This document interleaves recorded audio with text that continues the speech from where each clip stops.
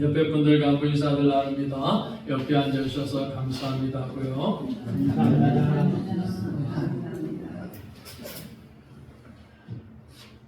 바울 사도는 사랑하고 또 사모하는 그리고 기쁨이요 면류가 아닌 빌립보 교회 성도들에게 주 안에 서라 이렇게 권면하면서 주 안에 서야 된다 하는 것을 권면하면서 우리가 주 안에 서기 위해서는 주 안에서 같은 마음을 품으라 이렇게 권면을 하고 있습니다.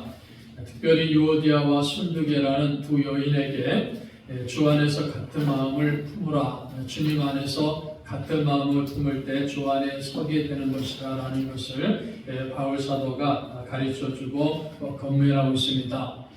그리고 4장을 보시면은 계속해서 이 주님 안에 서기 위해서는 기뻐하라 이렇게 또 권면하시는 모습을 보게 됩니다.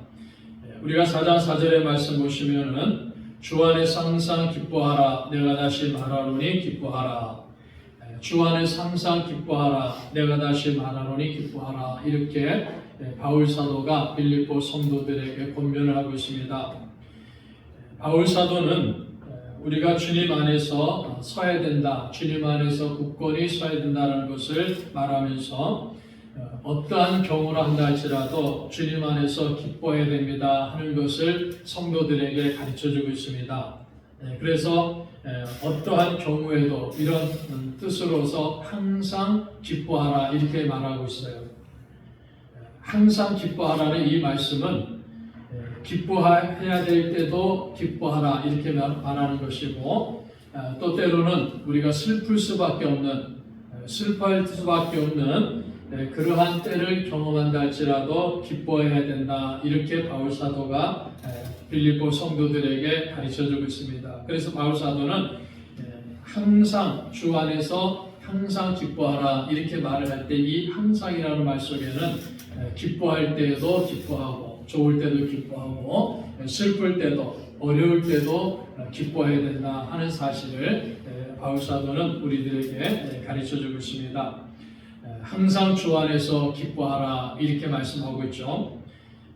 우리 그리스도인들은, 우리 성도들은 어떠한 상황 속에서도 또 기뻐할 때도 또 슬퍼할 때도 좋을 때도 어려울 때도 마땅히 기뻐해야 된다 하는 것을 바울 사도는 강조하고 있는 것입니다. 자, 우리가 바울 사도가 이 빌립보서를 써가지고 빌립보 성도들에게 보낼 때 바울 사도는 로마의 감옥에 갇혀 있었습니다. 그런 이 바울 사도는 자기 자신이 로마의 감옥에 갇혀 있으면서도 그 어려움을 당하고 고난을 당하는 그러한 가운데서도 빌립보 성도들에게 기쁨의 본을 보여줬습니다. 그래서 빌립보 성도들에게 자신이 경험하고 있는 이 어려움을 경험하고 있고 고난을 경험하고 있는 이때도 우리는 기뻐해야 됩니다 이렇게 가르쳐주고 있습니다. 또 바울 사도가 사도행전 16장에 보시면은 빌립보 감옥에 갇혔을 때도 이 감옥 안에서도 고난당하고 있지 않습니까? 이 고난 가운데서도 밤중쯤 됐을 때 기도하고 하나님을 찬양하면서 기뻐하는 이런 모습을 사도행전 16장은 우리들에게 가르쳐주고 있습니다. 그래서 바울 사도는 친히 자신이 고난을 당한 일들이 많이 경험했지만은 그러한 고난 가운데서도 기뻐합니다라고 기쁨을 강조하고 있습니다. 그러므로 바울 사도는 우리 그리스도인들은 어떠한 상황에 놓여 있는다 한다 할지라도 하나님께서 그 상황 속에서도 우리를 외면하지 아니하시고 우리를 위해서 일하신다는 거죠. 하나님이 우리가 어려움 당하고 고난 당하는 그 상황 속에서도 우리를 버리지 아니하시고 외면하지 아니하시고 포기하지 아니하시고 우리를 위해서 일하시고 역사하심으로 믿는 사람들, 하나님을 믿는 사람들에게는 기쁨을 주신다. 그러므로 우리가 기뻐해야 된다라는 사실을 바울 사도는 빌립보 교회 성도들에게 권면하고 있습니다. 지금 바울 사도는 아마 이 로마 감옥에서 앞으로 거의 자신이 죽음을 맞이할 것이다 라는 것을 어느 정도 알고 있습니다. 그래서 앞으로 자기가 감옥에서 죽음을 맞이할 것이라는 것을 알고 있으면서도 이 감옥에 있으면서 또 빌립보 교회를 바라보고 빌립보 교회 성도들을 볼 때 이 빌립보 교회 성도들도 앞으로도 지금도 그렇지만은 앞으로도 많은 위험을 당할 것이고 많은 시련과 환난을 당할 수밖에 없습니다. 이 시련과 환난을 피할 수 없는 그러한 상황에 빌립보의 성도들이 놓여 있다는 것을 바울 사도는 잘 알고 있습니다. 이런 모든 것을 알고 있으면서도 바울 사도는 빌립보의 성도들에게 주 안에서 항상 기뻐하라 이렇게 명령하고 또 권면하고 있는 것입니다. 자, 그럼 왜 바울 사도가 자기 자신도 감옥에서 언제 죽을지 모르는 곧 죽음이 다가오고 있다는 것을 알고 있으면서도 또 빌립보 교회 성도들이 많은 시련과 환난을 당하고 있는 것을 알고 있고 또 그들이 이 시련과 환난을 당하면서 그것을 피할 수 있는 길도 없다라는 것을 알고 있으면서도 빌립보 교회 성도들에게 여러분 항상 기뻐해야 된다라고 권면하고 있는 이유가 무엇인가 하는 겁니다. 여러분 우리가 하나님의 은혜로 예수 그리스도의 믿음으로 말미암아 구원을 얻으면은 성령님께서 우리 안에 임재하십니다. 그것을 우리는 성령의 내주하십니다. 이렇게 말하죠. 성령께서 우리 안에 임재하실 때 이 성령께서 내 안에 계신다는 증거가 갈라디아서 5장 22절 23절에 보면은 성령의 열매를 맺는 것으로 나타난다는 거죠. 그래서 갈라디아서 5장 22절 23절에 보면은 성령의 열매는 사랑과 희락과 화평과 오래 참음과 자비와 양선과 충성과 온유와 절제가 있습니다. 이 9가지의 성령의 열매가 맺히는데 오직 성령의 열매는 사랑과 희락과 화평과 오래 참음과 자비와 양선과 충성과 온유와 절제다라고 성경은 말씀할 때 오직 성령의 열매라는 이 단어를 복수로 쓰는 것이 아니라 단수로 쓰고 있습니다. 그러니까 성령의 열매는 하나라는 거예요. 9가지 열매가 맺히는데 그 9가지가 하나라는 사실을 성경은 우리들에게 가르쳐 줍니다. 그래서 이 9가지가 동시에 맺히는 거예요. 예를 들어서 우리가 나는 성령의 열매 가운데 사랑의 열매가 있지만은 양선의 열매가 없다. 이것은 맞지 않는 말이죠. 나는 희락의 열매를 맺고 있지만은 절제의 열매가 없다. 이렇게 말하는 것도 맞지 않는 겁니다.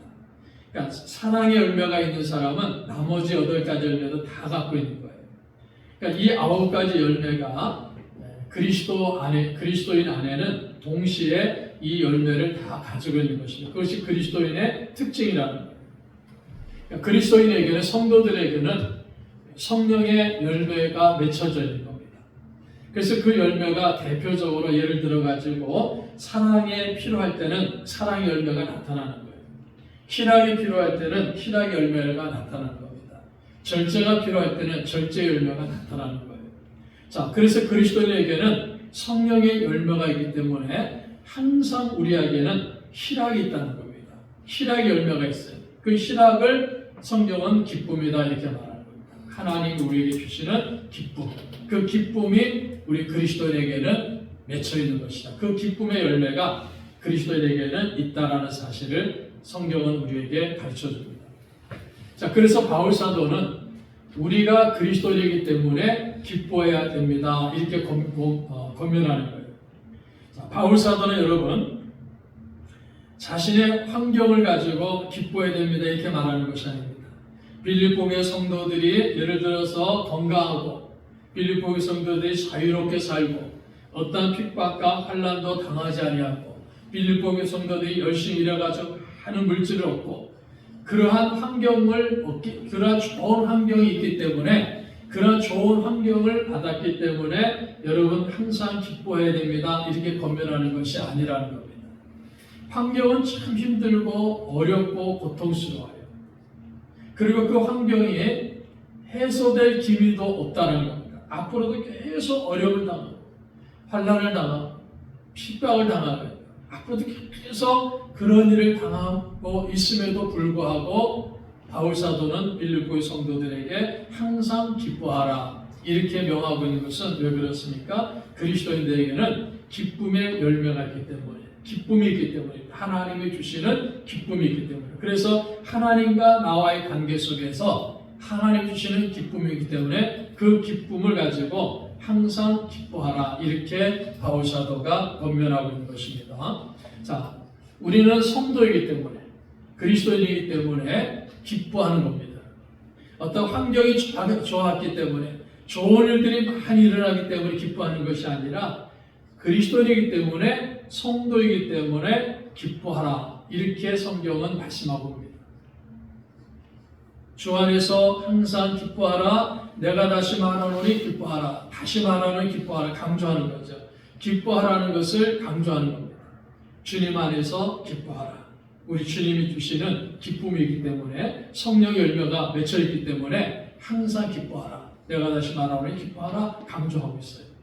그러니까 주 안에서 항상 좋은 일이 있을 때도, 슬픈 일이 있을 때도, 즐거운 일이 있을 때도, 어려운 일이 있을 때도, 기쁜 일이 있을 때도, 환난이 있을 때도 주 안에서 항상 기뻐하라. 그것이 그리스도인이기 때문이다 라는 사실을 가르쳐주는 겁니다. 오늘 예배드린 우리 성도 한 분 한 분은 모두가 다 우리 그리스도인입니다. 하나님의 은혜로 예수를 믿고 구원받은 성도이기 때문에, 자, 우리 성도들은 어떠한 상황 속에서도 주님 안에서 항상 기뻐하는 성도들이 되어야 된다라는 사실을 오늘 바울 사도는 우리에게 가르쳐 줍니다. 그러므로 오늘 이 아침 예배드리는 저와 여러분 모두는 우리 어떠한 상황 속에서도 우리 주님 안에서 항상 기뻐하는 삶을 사는 기뻐하는 성도들이 되시기를 바라겠습니다. 자, 그 다음에 또 우리가 5절에 보면은 너희 관용을 모든 사람에게 알게 하라, 주께서 가까우시니라. 관용을 베풀라는 겁니다. 모든 사람에게 관용을 베풀어라, 이렇게 말씀하는 거죠.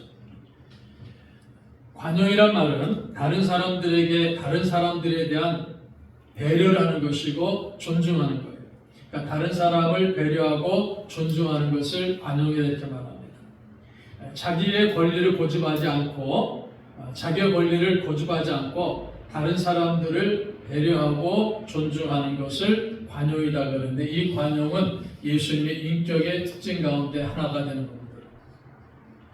자, 기뻐하라는 것은 바울 사도가 빌립보의 성도들 향해서 여러분 주 안에서 항상 기뻐하라, 이렇게 권면하는 이 기뻐하라는 말은 우리가 마땅히 되어야 될 상태를 말하는 겁니다. 그러니까 그리스도인들은 마땅히 기뻐하는 거예요. 그 내 마음에서 하나님께서 주시는 은혜가 있기 때문에, 성령님의 열매가 있기 때문에 우리가 그리스도 안에서 항상 기뻐하라 하는 것은 마땅히 되어야 될 그런 마음의 상태를 말하는 겁니다.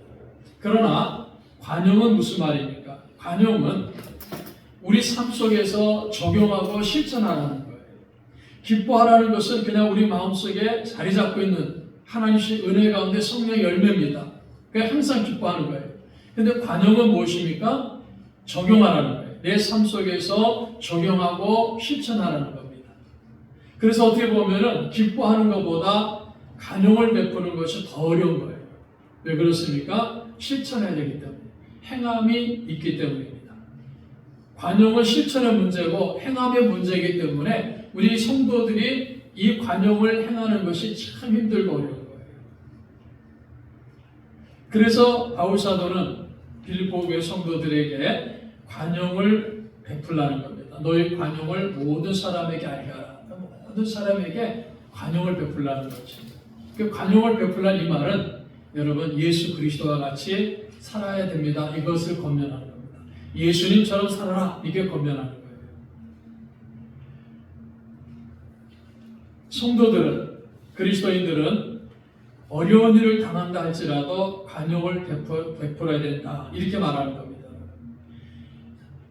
어떤 사람이 나에게 해를 끼치고, 나에게 손해를 끼치고, 나에게 자존심을 상하게 만들고, 나를 무시하고, 이런 일을 경험할 때 우리 보통 사람들은 이런 일을 경험하면은 나에게 그런 해를 끼치는 사람에게 복수하려고 합니다. 대항하려고 합니다. 그런데 성경은 그러한 어려운 억울한 일을 당한다 할지라도 그 사람에게 관용을 베풀어야 됩니다. 이렇게 바울 사도가 빌립보의 성도들에게 가르쳐주고 우리들에게 가르쳐주고 있는 겁니다. 그것이 그리스도인의 삶을 사는 것이, 그것이 그리스도를 닮는 것이기 때문에 그러한 행위를 하라는 겁니다. 관용을 베푸는 행동을 하라는 겁니다.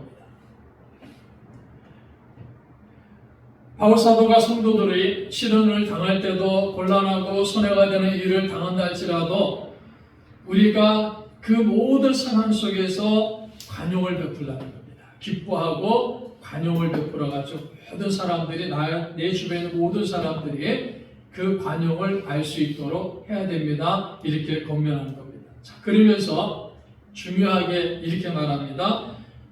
주께서 가까우시니라. 그러니까 왜 기뻐해야 됩니까? 왜 우리 마음에 기쁨이 있어야 됩니까? 왜 우리가 관용을 베풀어야 됩니까?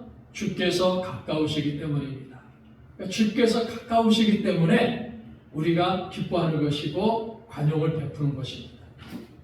그래서 이 주께서 가까우시니라는 이 말씀은 두 가지 뜻으로 해석을 할 수 있습니다. 첫 번째는 주님께서 우리 곁에 가까이 계신다는 의미예요.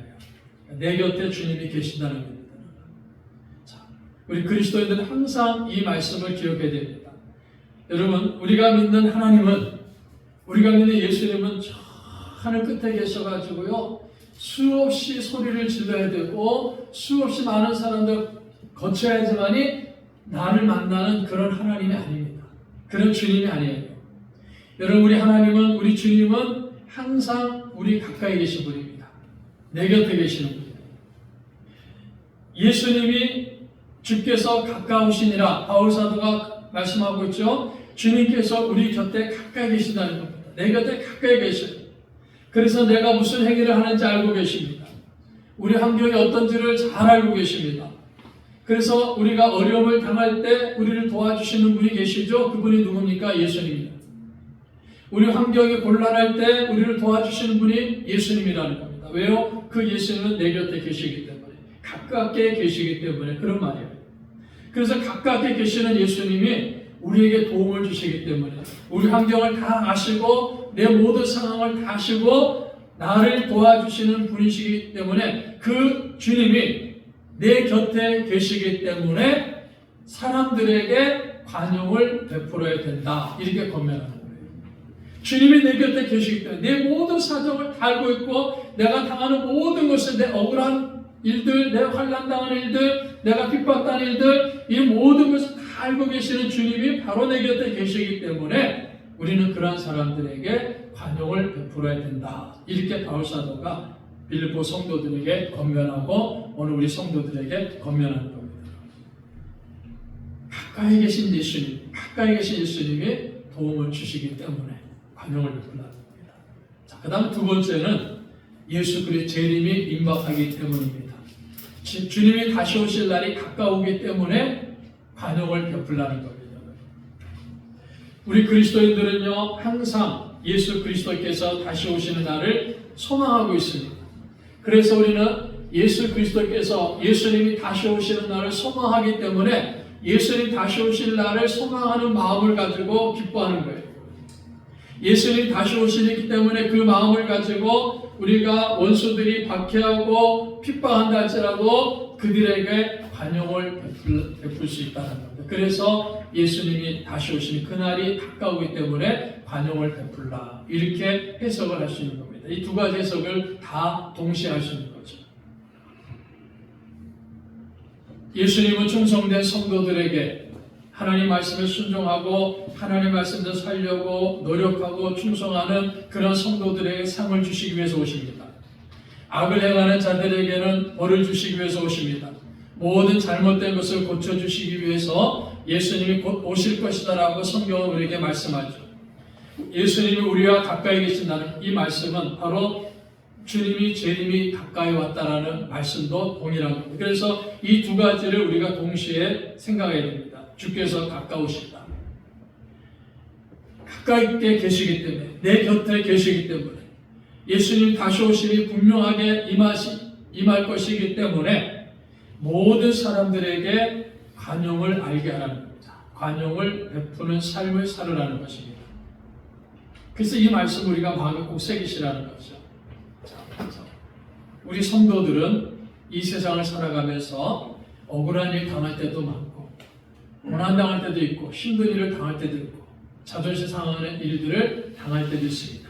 그런데 그럴 때도 그 상대방에게 대응하는 것이 아니라, 복수하는 것이 아니라, 맞싸우는 것이 아니라 그들에게 예수님처럼 관용을 베풀어라, 이렇게 권면하는 거죠. 그래서 관용을 베풀어라. 그런데 왜 관용을 베풀어야 됩니까? 예수님이 내 곁에 계시기 때문에, 예수님이 속히 다시 오시기 때문입니다. 내 곁에 계신 예수님이 계시기 때문에, 그 예수님이 속히 오시기 때문에 우리는 우리를 어렵게 만들고 자존심을 상하게 만들고 고난당하게 만들고 핍박당하게 만드는 그 사람들에게 관용을 베풀어야 된다 하는 사실을 성경은 우리에게 가르쳐줍니다. 그래서 우리 꿈있는 교회 성도들은 이 말씀을 마음에 새기시고 우리 주변에 있는 사람들, 나를 힘들게 하고 나를 괴롭게 하는 이러한 사람들에게도 예수님이 내 곁에 계시고 가까이 계시다는 믿음을 가지시고 관용을 베푸는 우리 교회가 되고 성도들이 되시기를 바랍니다. 자, 그 다음에 우리가 세 번째로 6절 한번 보시면요, 아무것도 염려하지 말고 다만 모든 일에 기도와 간구로 너희 구할 것을 감사함으로 하나님께 아뢰라 했습니다. 아무것도 염려하지 말라, 이렇게 바울 사도가 우리에게 권면하죠. 염려하지 말라는 이 말씀은 걱정하는 것을 중단하라 하는 뜻입니다. 걱정하는 것을 중단하라. 그래서 이 염려라는 단어를 보시면요, 이 단어가 아주 불안하고 괴롭히는 근심입니다. 자신이 통제할 수 없는 것들에 대한 부당한 걱정을 할 때 염려다, 이렇게 말합니다. 바울을 볼 때, 또 빌립보 교회 성도들을 볼 때, 자, 그들은 걱정해야 될 이유가 충분히 있었습니다. 바울은 감옥에 갇혀 있었기 때문에 염려할 수밖에 없고 걱정할 수밖에 없죠. 빌립보 성도들은 시련을 당하고 박해를 당하기 때문에 염려할 수밖에 없고 걱정할 수밖에 없습니다. 그러니까 바울 사도의 형편을 봐도 염려할 수밖에 없고 걱정할 수밖에 없죠. 빌립보의 성도들을 볼 때도 염려할 수밖에 없고 걱정할 수밖에 없습니다. 그런데 바울 사도는 그 빌립보의 성도들에게 여러분 염려하지 마세요, 이렇게 말하는 거죠. 즉 걱정하는 것을 중단하라는 겁니다. 걱정하는 것을 중단하라는 겁니다. 바울 사도는 자신이 당하고 있는 이 시련을 가볍게 생각하는 것이 아닙니다. 빌립보의 성도들이 당하고 있는 어려움을, 그 시련을, 그 환난을 가볍게 생각하는 것이 아니에요. 그러니까 바울 사도가 빌립보의 성도들이 당하는 어려움을 가볍게 생각하고 하찮게 생각해갖고 여러분 걱정하지 마세요, 이렇게 말하는 것이 아니라는 겁니다. 그들이 얼마나 힘들고 얼마나 고통스럽고 얼마나 큰 시련과 환난을 당하고 있는 것을 바울은 잘 알고 있어요. 자신이 당하는 이 시련도, 감옥에 있으면서 언제 죽을지 모르는 이 어려움, 그 환난도 얼마나 큰 것인지 바울은 잘 알고 있습니다. 가볍게 생각하는 것이 결코 아니에요. 그런데 왜 바울 사도는 빌립보의 성도들에게 아무것도 염려하지 말고 걱정을 중단하라, 이렇게 권면하고 있습니까? 그들이 당하고 있는 그 모든 시련이 크고 힘들고 있다는 것을 알고 있으면서도 여러분 염려하지 말라, 걱정을 중단하라, 이렇게 말하는 것은 바울이 당하는 괴로움이나 빌립보의 성도들이 당하는 시련과 환난보다 더 크고 위대하신 하나님이 우리를 보호해주고 계시기 때문이라는 겁니다. 하나님이 우리가 당하는 시련과 우리가 당하는 어려움과 우리가 당하는 그 모든 환난을 다 알고 계시는 분이 하나님이십니다. 그 위대하고 그 크신 하나님이 우리의 모든 것을 알고 있기 때문에, 하나님이 나를 알고 있기 때문에 염려하지 말라는 거예요. 걱정하지 말라는 겁니다.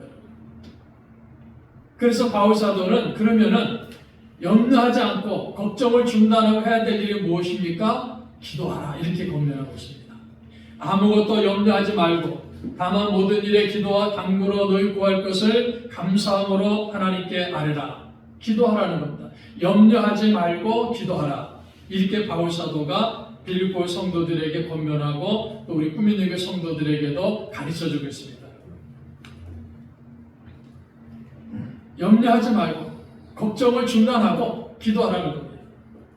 바울은 자신의 개인적인 체험을 통해서 많은 어려움을 당할 때도 하나님이 자신을 지켜주시고 인도해 주신 것을 체험한 사람입니다. 그래서 우리가 사도행 16장에서 그랬지 않습니까? 바울 사도가 복음을 전하다가 빌립보 감옥에 갇혔죠. 그 감옥에서 매를 맞고 그 감옥에 깊은 곳에 갇혀 있는데 한밤중 돼서 바울이 뭐 합니까? 바울과 실라가 빌립보 감옥에서 찬송하고 기도합니다. 하나님을 찬양하고 기도하니까 어떤 일이 벌어집니까? 옥문이 열리는 기적 역사가 일어납니다.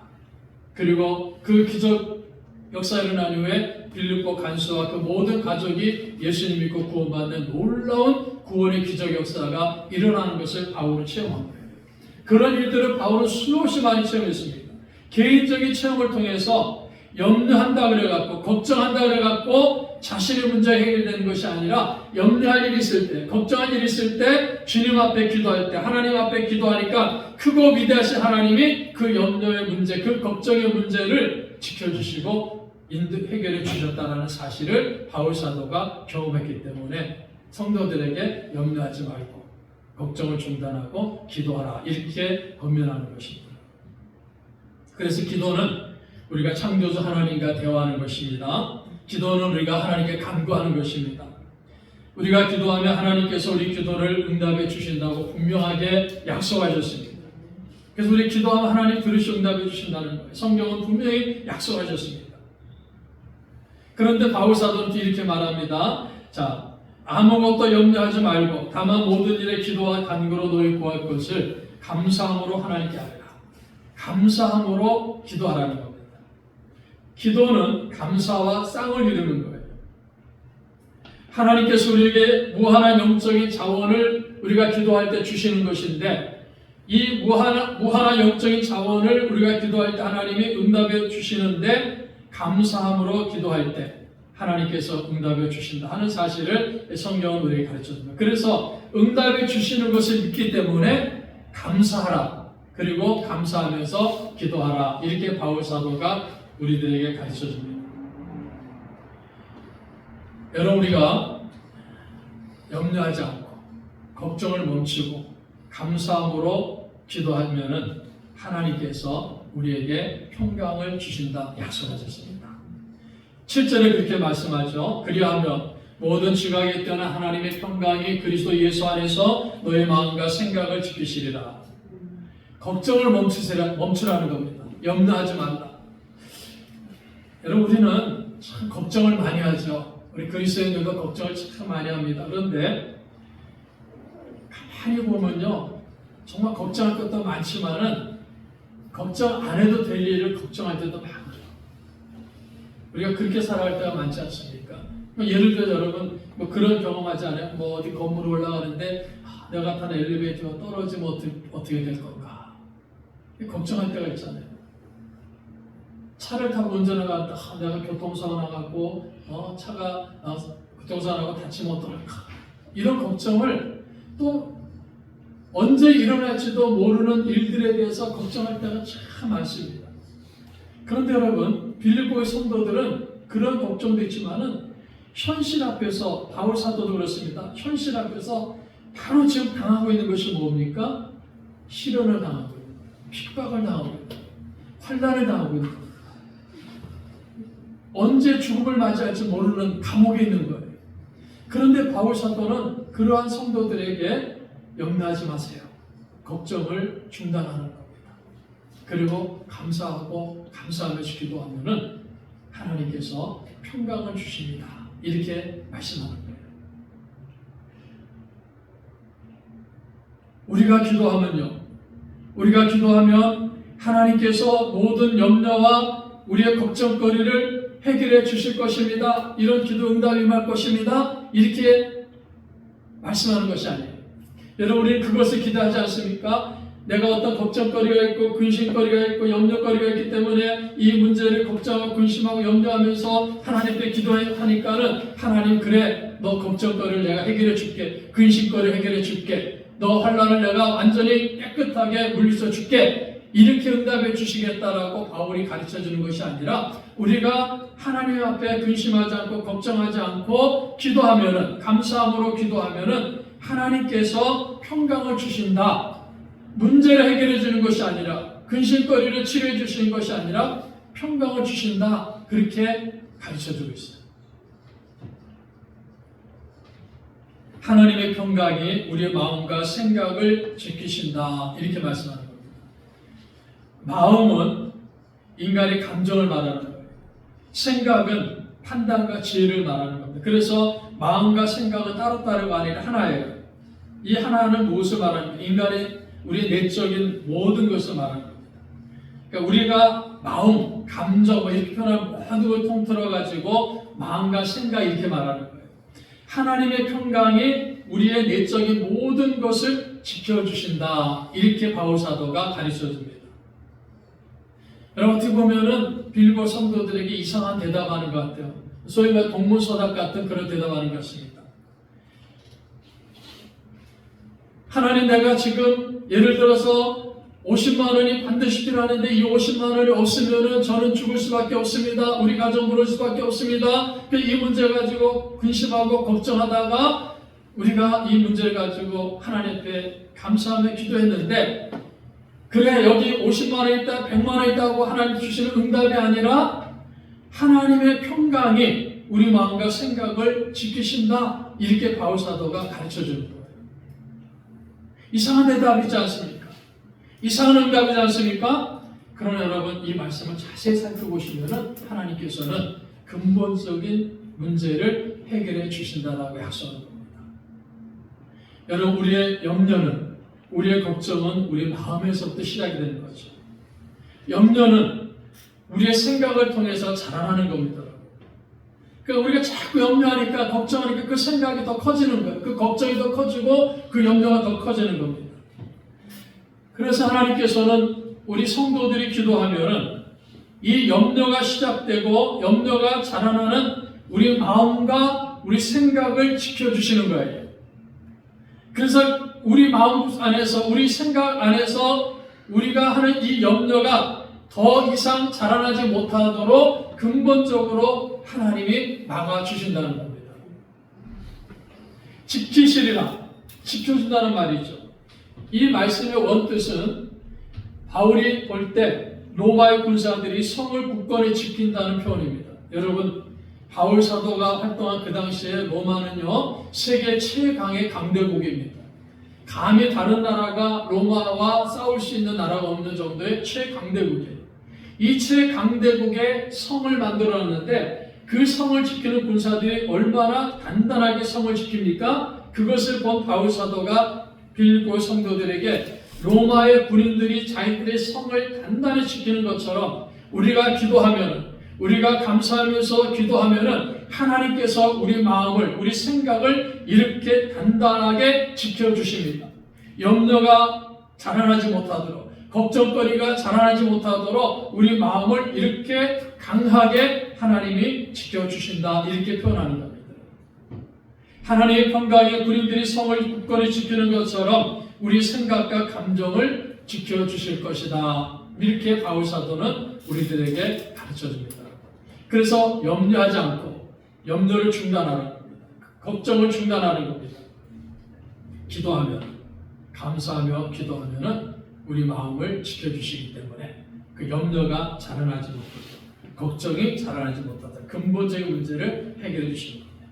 그러므로 여러분, 우리 그리스도인들은요, 아무리 힘들고 어렵고 고통스러운 시련을 당하고 환난을 당한다할지라도 하나님 말씀 붙들고 사는 사람들 자세하게 살펴보세요. 기뻐하면서 삽니다. 감사하면서 삽니다. 그 걱정과 근심을 중단하면서 하나님 말씀 붙들고 기도하며 살아가는 사람들을 우리 주변에서 많이 볼 수가 있는 겁니다. 자, 그 다음에 8절과 9절의 말씀은 끝으로 형제들아 무엇이든지 참되며 무엇이든지 경건하며 무엇이든지 옳으며 무엇이든지 정결하며 무엇이든지 사랑받을 만하며 무엇이든지 칭찬받을 만하며 무슨 독이 있든지 무슨 기름이 있든지 이것들을 생각하라. 이 말씀은요 바울 사도가 자신이 살고 있는 그 시대에 로마나 헬라 문화가 가르쳐주는 도덕적인 행위들을 말하는 겁니다. 참되게 행동하라는 겁니다. 진실하게 행동하라는 겁니다. 이것은 예수 믿지 않는 사람들에게도 가르쳐주는 도덕적 윤리라는 거죠. 그 모든 사회적 규범이나 질서나 윤리나 도덕 이런 것을 우리 그리스도인들은 외면하지 말고 잘 지키라는 거예요. 세상 사람들보다 그들이 추구하는 도덕적 개념과 가치보다 더 높은 그런 가치관을 가지고 이 세상에 있는 모든 질서와 규칙을 다 지키라, 더 잘 지키면서 행동하라, 그것을 가르치는 겁니다. 간혹가다 예수 믿는 사람들 가운데 우리는 이 세상에 도덕직도 필요 없어, 이 세상에 규칙 지킬 필요 없어 이렇게 말하면서 멋대로 사는 사람들 있죠? 그런 사람들은 참다운 그리스도인이 아니라는 거예요. 세상에서 가르치는 모든 규범 같은 거, 질서 같은 거 그들보다, 세상 사람들보다 더 참되게 지키라는 겁니다. 더 정결하게 지키라는 겁니다. 더 경건하라는 겁니다. 그래서 바울은 그렇게 살아왔기 때문에 하나님의 말씀을 붙들고 그렇게 살아왔기 때문에 빌립보 성도들에게 여러분들은 내게 배우고 받고 듣고 본 바를 행하라 그랬습니다. 행하라는 겁니다. 구원을 받았으니까, 예수 그리스도 믿는 믿음의 선물을 받아서 구원을 받았으니까 그 구원을 받은 이후부터는 행함이 있으라는 겁니다. 그리하면은 평강의 하나님이 너희와 함께 하신다라고 분명한 약속을 합니다. 바울 사도는 빌립보 교회 성도들에게 여러분들은 성도이기 때문에 구원받은 하나님의 백성들이기 때문에 주 안에 굳게 서라 이렇게 권면하면서 주님 안에 굳건히 서는 성도는 오늘 본문의 말씀을 통해서 주 안에서 같은 마음 품는 성도들이다.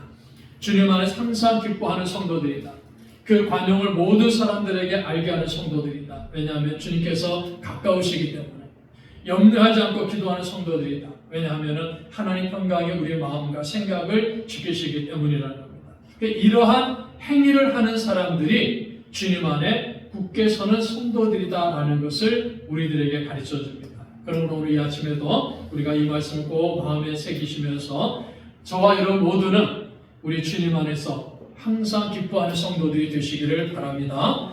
우리의 관용을 모든 사람들에게 알게 하는 성도들이 되시기를 바랍니다. 염려하지 않고 감사하면서 기도하는 성도들이 되시기를 바랍니다. 그러므로 하나님의 뜻을 이루고 하나님의 영광을 나타내는 우리 교회와 성도들이 되시기를 주님의 이름으로 축복합니다.